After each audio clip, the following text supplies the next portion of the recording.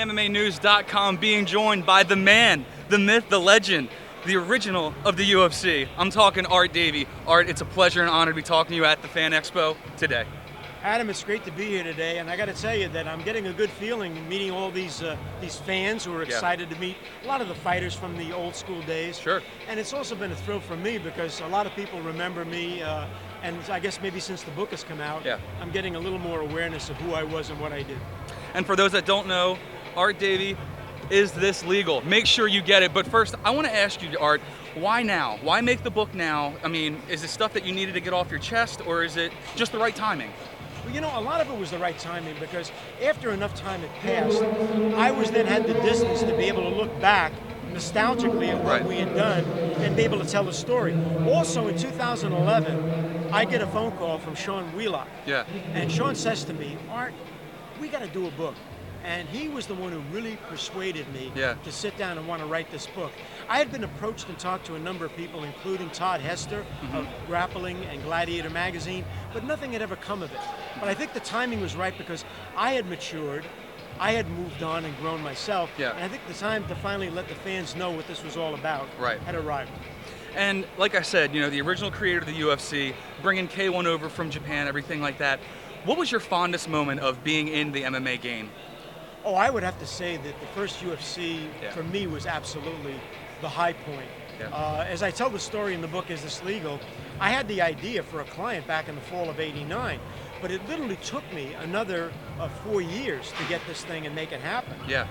You know, we had to persuade Florian Gracie to become my partner, and I tell the story of how that happened in the book. And then we had to get a TV partner. I was turned down by HBO, Showtime, ESPN. So there on November 12th, 1993, this all comes together. And I dedicated the book to the 10 fighters. Because I had been turned down by 100 guys.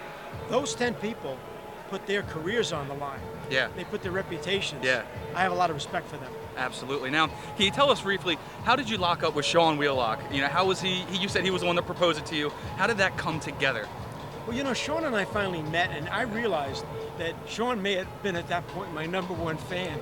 He knew the story better than I did at that point. And we began talking a bit, and Sean said, can I tape some of this? And as I started to tell him anecdotes from the first couple of shows, he said, Art, there's got to be a book in this. We got to do a book.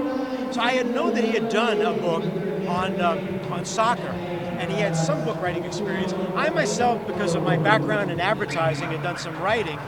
And we began then to think about how we would go forward. And Sean said, let's get an agent, let's get a publisher. And we began to reach out to people in the publishing community. And Sean came up with Ascend Books, who happened to coincidentally be right there in Kansas City where Sean lives, and had done a lot of books on sports celebrities. And they greenlit this thing in the last year, 2014. We signed a contract, and then we spent the next 7 months writing the book. The last 2 months were devoted to proofing and editing the book.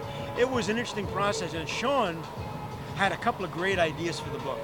Number one, he said, why don't we just focus on the first show? He said, you know, there's so many stories you could tell in those 2.5 years that you were the commissioner and all of the shows that you were involved in. He said, but let's focus on the first show. And he said, let's make it a clean story arc for the fan. Let's take them off from the beginning of when you had the idea all the way to the masked ball, the Monsters Ball party that you had the night after the event. He said, this way it's an evergreen book. And Sean was a great editor. The publisher gave us an editor, but my real editor was Sean Wheelock.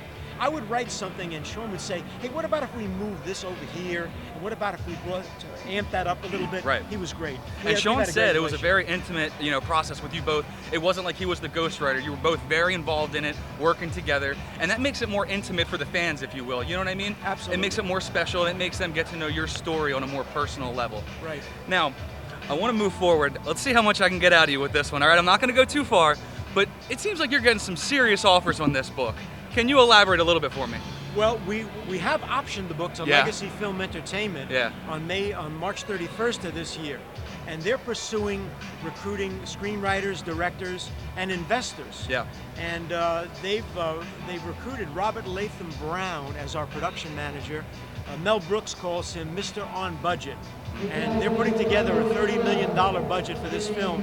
So we're hoping to have some good announcements as things move forward It's an option which they've taken for a year, and we're hoping to have some good news after the first of the year about where this may go.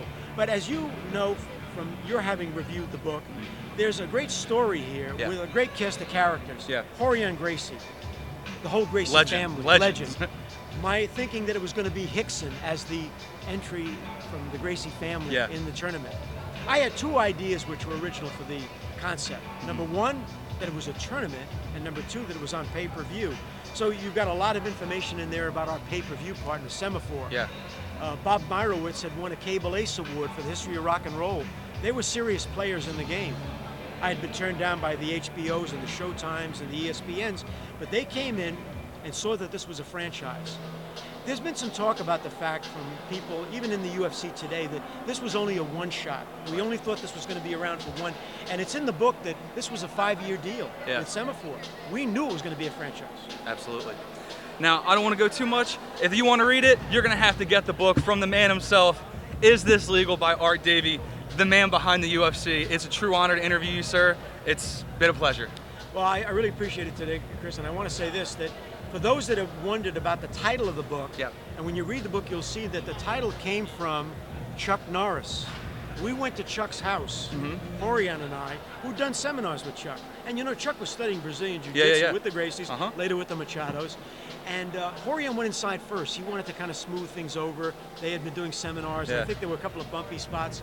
And I had given him a whole list of bullet points about what we were doing. He came out in about 20 minutes and he said to me, all Chuck kept saying was, is this legal? You sure this is legal? So for fans who do get the book, you're going to see that there's a wonderful cast of characters. Chuck Norris, Arnold Schwarzenegger's in the book, John Milius, the film director, and the 10 guys who put their careers on the line. It's been a pleasure, Chris. Awesome. I appreciate your time, Mr. Davie. Keep it locked to MiamiNews.com for all your fight needs and to keep up with Mr. Art.